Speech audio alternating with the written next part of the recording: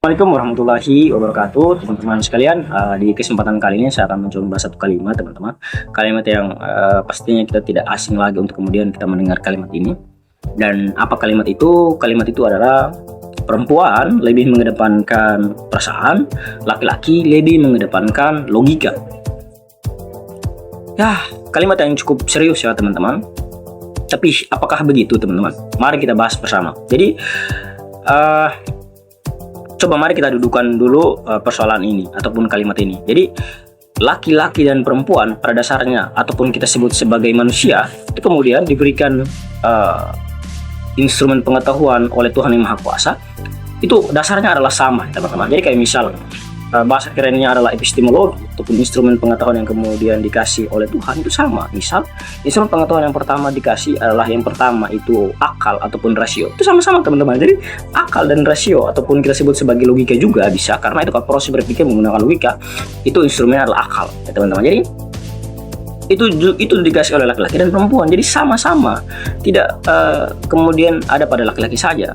Nah, itu yang pertama. Yang kemudian yang berikut adalah indra, instrumen pengetahuan yang berikut adalah indra itu kemudian dikasih laki-laki dan perempuan itu sama, teman-teman, tidak dibeda-bedakan. Intinya kalau misal kita manusia, kita diberikan instrumen pengetahuan yang sama gitu. Yang berikut adalah instrumen pengetahuan yang berikut adalah apa ya, hati atau intuisi. Nah, hati atau intuisi itu tidak kemudian diberikan kepada perempuan saja, teman-teman.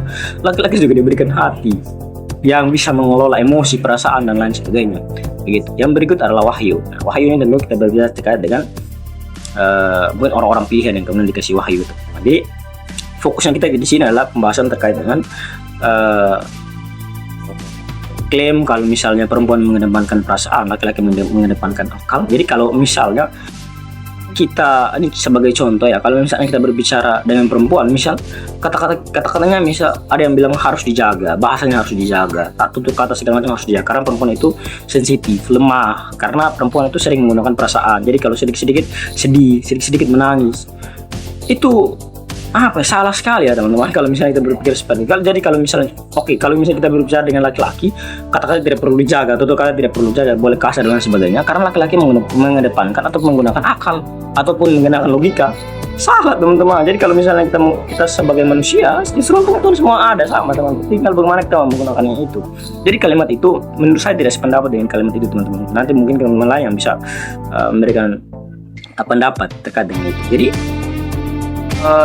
asumsi ataupun stereotip yang beredar di kalangan kita di kehidupan kita sehari-hari adalah kalau misalnya perasaan sama dengan lemah, akal ataupun logika sama dengan kuat. Tidak begitu ya, teman-teman. Kita terlalu mensederhanakan kalimat ini, teman-teman. Jadi banyak orang-orang yang kemudian ataupun banyak perempuan yang mengedepankan logika dia untuk proses pengambilan keputusan, dan juga banyak laki-laki yang mengedepankan perasaannya dia untuk proses pengambilan keputusan. Begitu, teman-teman. Jadi jangan terlalu mensederhanakan hal-hal demikian.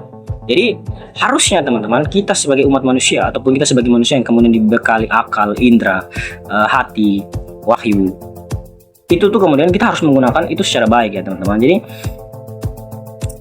sebagai contoh yang kemudian saya mau sampaikan di sini adalah akal dan perasaan atau logika dan hati itu kita gunakan itu secara bersamaan ya, teman-teman. Kita tidak menggunakan satu saja. Misalnya kita tidak pakai instrumen pengetahuan akal, kita tidak pakai instrumen pengetahuan hati. Jadi kayak misal ada beberapa contohnya begini, teman-teman. Kalau misal kita bekerja di satu perusahaan, kita melihat gajinya misalnya 10 juta, gaji 10 juta, tapi gajinya 10 juta, teman-teman. Nah, jarak tinggal dengan orang tua itu jauh, teman-teman.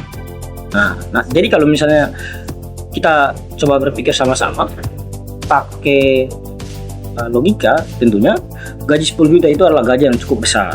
Jadi perhitungan finansial gaji pasti kita akan memilih kalau ya cukup besar gaji 10 juta, teman-teman. Jadi kalau misalnya gaji, nah, tapi kita mempertimbangkan aspek perasaan, aspek kenyamanan, itu kemudian kita menggunakan hati, yaitu nyaman di tempat kerja, jauh dari orang tua, dekat dengan orang tua dan lain sebagainya. Itu kemudian kita menggunakan perasaan, kita menggunakan hati. tidak semerta-merta kita menggunakan akal. Jadi apa ya, proses penggabungan instrumen pengetahuan itu sangat penting ya teman-teman. Dalam hal apa kita kemudian menggunakan akal, kita menggunakan logika, kita menggunakan perasaan gitu. Itu sebagai contoh. Apa ya teman-teman, marilah kita sama-sama coba berbenah diri. Saya juga pasti sering keliru, sering menggunakan instrumen yang salah misalnya. Jadi teman-teman bisa pahami itu. Kalau misalnya kita terlalu memutlakkan kalimat bahwa perempuan lebih mengedepankan perasaan, teman-teman, itu sebenarnya kita menurunkan harkat dan martabat perempuan. Kalau misalnya kita menormalisasikan kalau perempuan itu lemah karena perempuan sering menggunakan perasaannya dia, sering menggunakan hati, tidak pakai logika, itu salah teman-teman. Jadi sayang sekali kalau misalnya kita sering menggunakan kalimat-kalimat itu, apalagi di era yang sekarang ini teman-teman. Pembahasan terkait dengan akal dan atau logika dan perasaan. Jadi logika dan perasaan itu sama-sama ada pada manusia, yaitu sama-sama ada pada laki-laki dan perempuan.